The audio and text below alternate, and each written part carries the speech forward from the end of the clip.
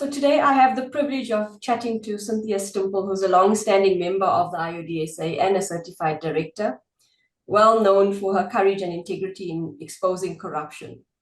As the whistleblower at SAA, she played a pivotal role in uncovering wrongdoing, an act that led her to testimony at the Zondo Commission. So Cynthia has documented her experiences in her compelling book, which I have read. It's called Hijackers on Board. And currently she serves as a dedicated advocate for whistleblowers in a role as executive director at Whistleblower House. Cynthia, thank you for joining me. And today, of course, we'll be discussing your Walk for Whistleblowers, a very powerful initiative aimed at honoring those who've stood up for truth. So let's jump right in. Cynthia, what inspired you to undertake this Walk for Whistleblowers? Thank you, Parmi, and thank you for having this interview with me today.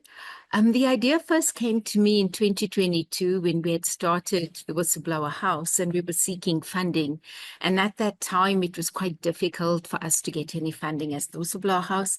And I thought, well, what if I walked and showcased each of the whistleblower stories and perhaps raise funding in that manner, which I then took to the to our board of the Whistleblower House.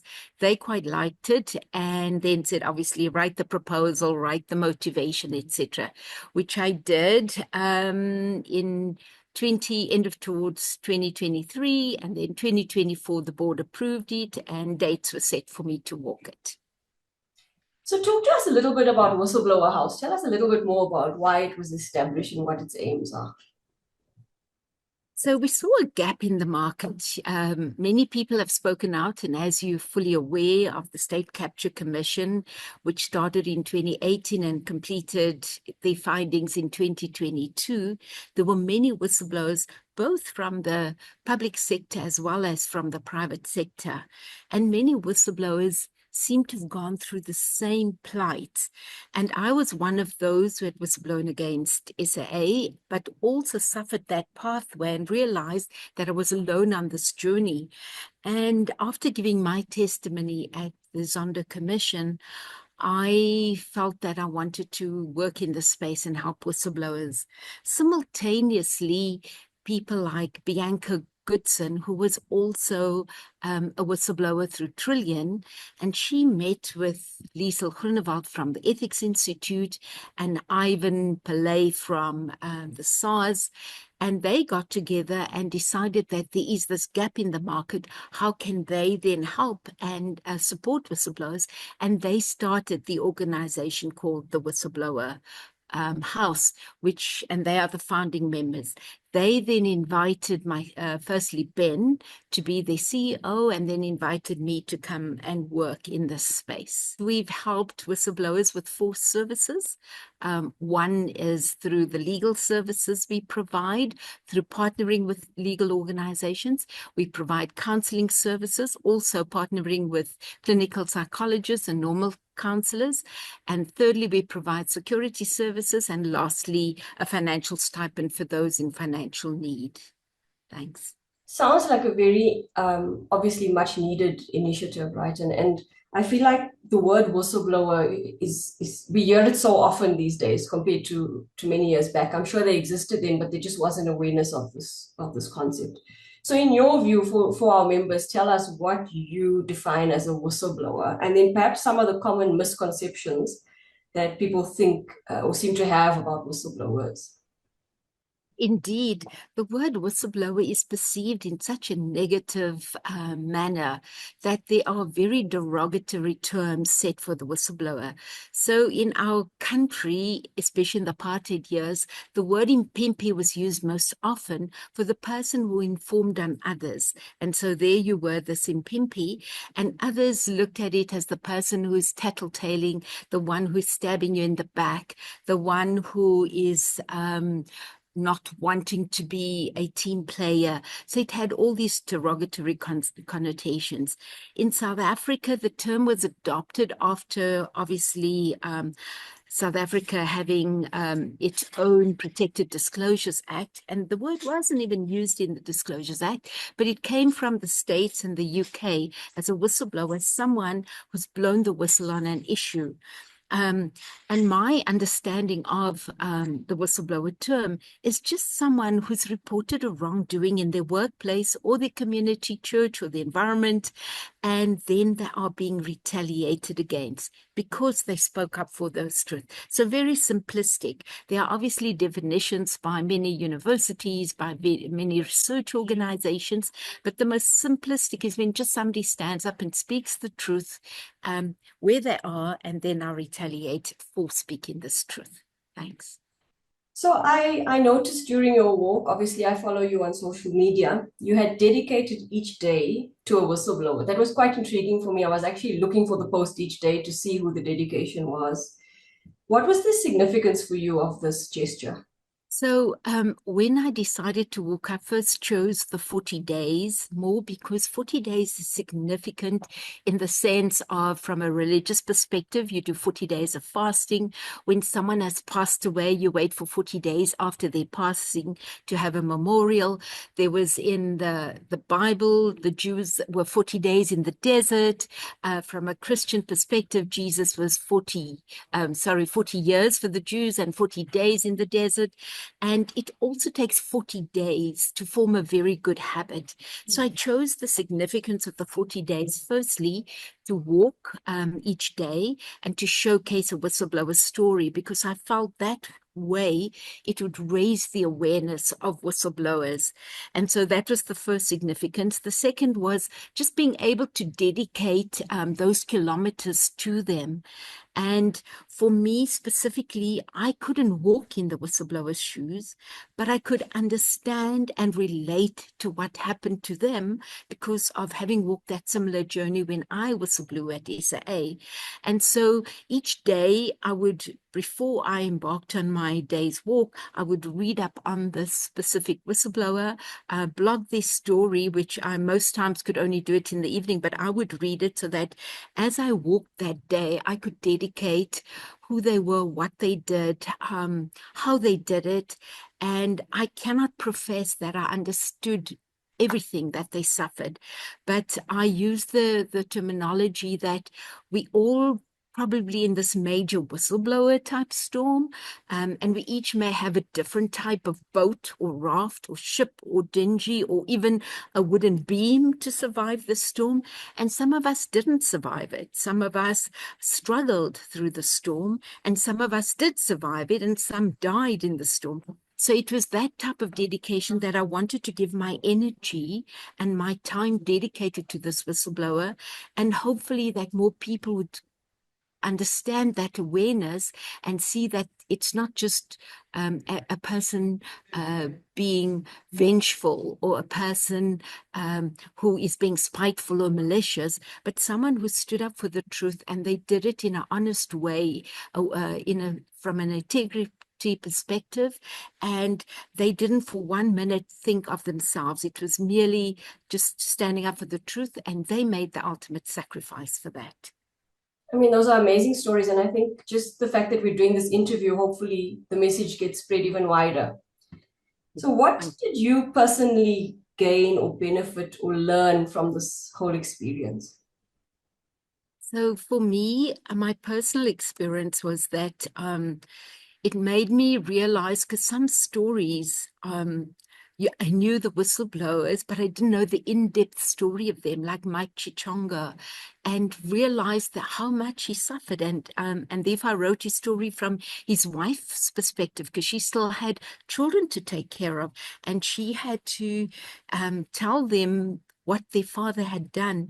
So there was more in-depth introspection for me, just understanding those stories. I can imagine those who haven't even read whistleblower stories in the past. The other perspective for me was that I just grew more stronger in my willingness and to help whistleblowers and support them, because I felt there is a huge gap and we're not yet doing enough, because we don't fully understand when a whistleblower has lost their home and their jobs, you'll never be able to recoup that home or buy another house. And many of them which we slowly which is coming to the fore now, that they're just giving up. And so, so that was my lesson learned. On the positive side, I obviously became stronger in my walking daily. So with that strength that I gained, I decided that I will continue walking for whistleblowers over weekends in my own time, still to dedicate, because I too got a benefit from it. So you mentioned, some whistleblowers lost their lives, some are close to giving up. What advice would you give someone who's considering blowing the whistle right now? Thanks. That they should still speak their truth, that they should do it anonymously. So for those who have not yet blown the whistle, do it still, because you need to be part of the solution of our country to build an ethical society, but do it anonymously and do it through civil society like the Whistleblower House, IoDSA, ACM, Corruption Watch. News 24 recently advertised that they have a secure drop. So if you go to that website and you just put your information there and you keep quiet in your organization, you keep your jobs. So you're still doing something for the greater good.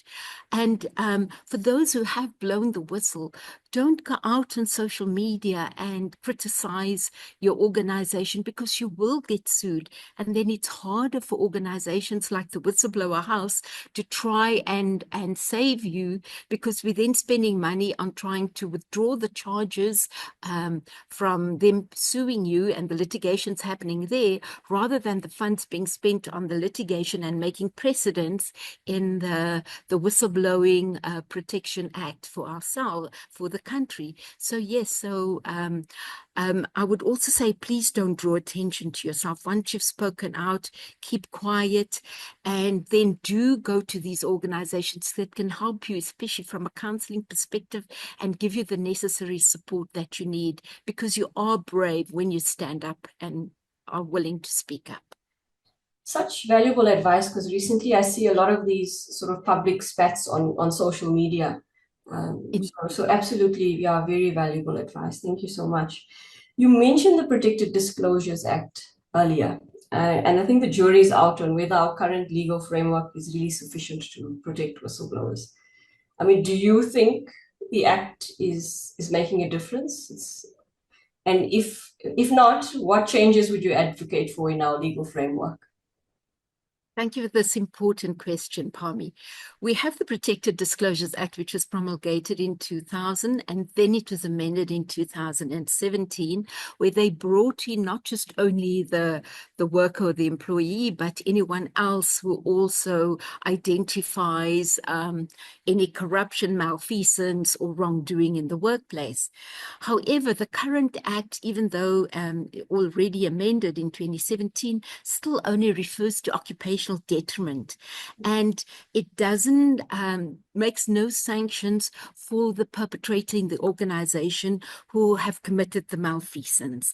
It does not cover for whistleblowers who are still losing their jobs. So this occupational detriment really does not work in any way.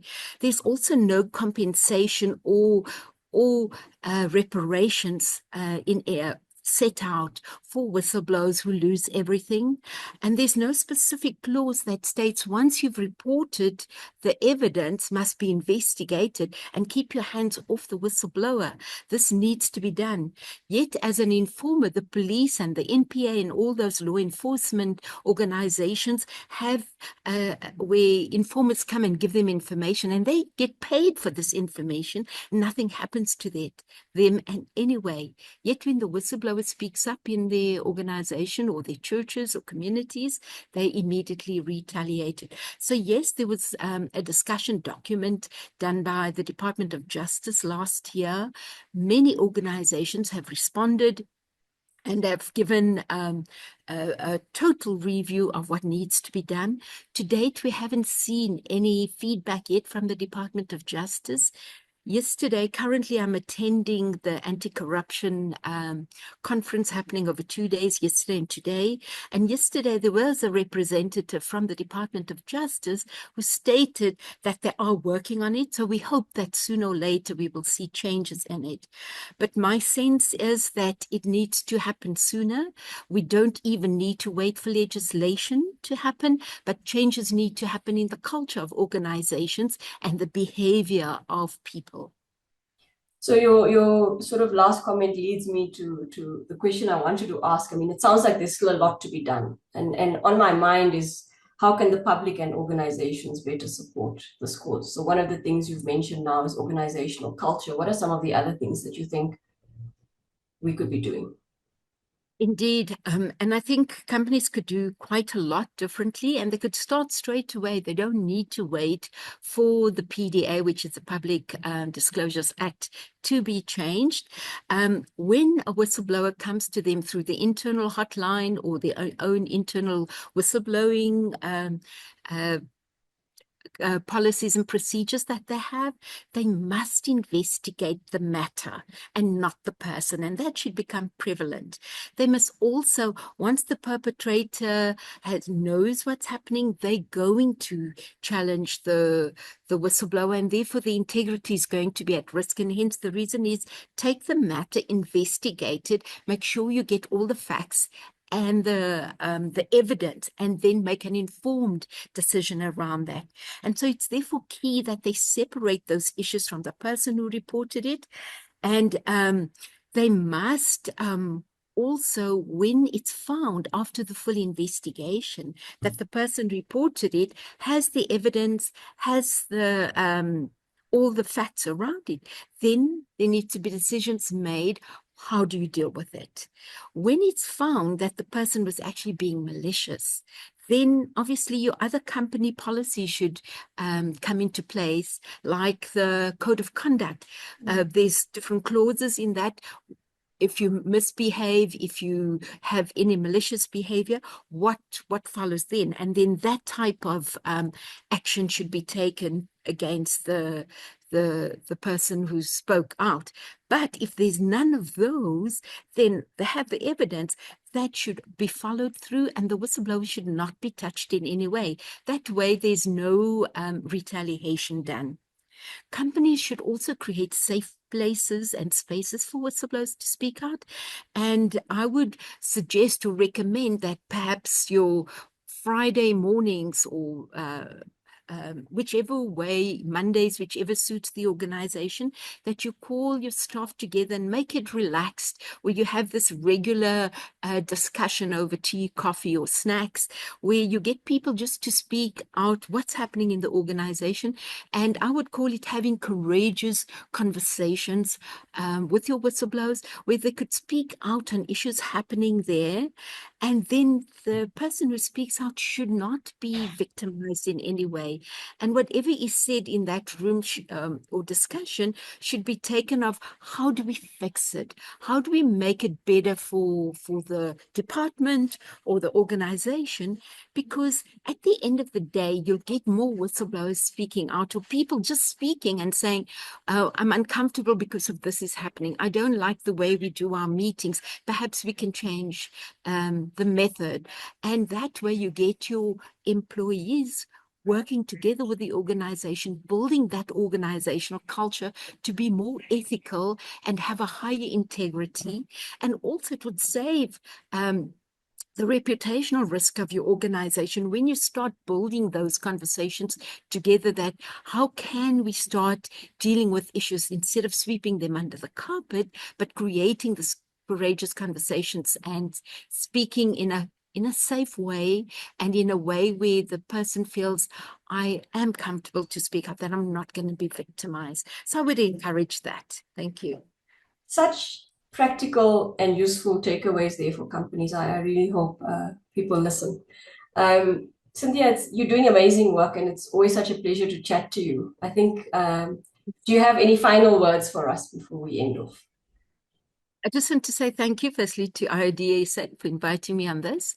And I know that you have many directors who are members. If you can just pass this on to them, that they can build those courageous conversation meetings, whatever, they can give it some savvy name, whatever. But slowly you'll find people will become comfortable. They'll be able to speak out. You'll have less of the them and us. And if they can do that, they'll build the safe organization and the reputation can remain intact. It's really sad for me to read about organizations when a whistleblower has spoken out and realized that they've been victimized, when I know it was a good organization. And we need to start building that integrity and culture of speaking out in a safe way. And that way we'll find that we will probably have more productivity in our organization and build our economy together. Thank you. Thank you so much. Lovely chatting to you as always, and you take care.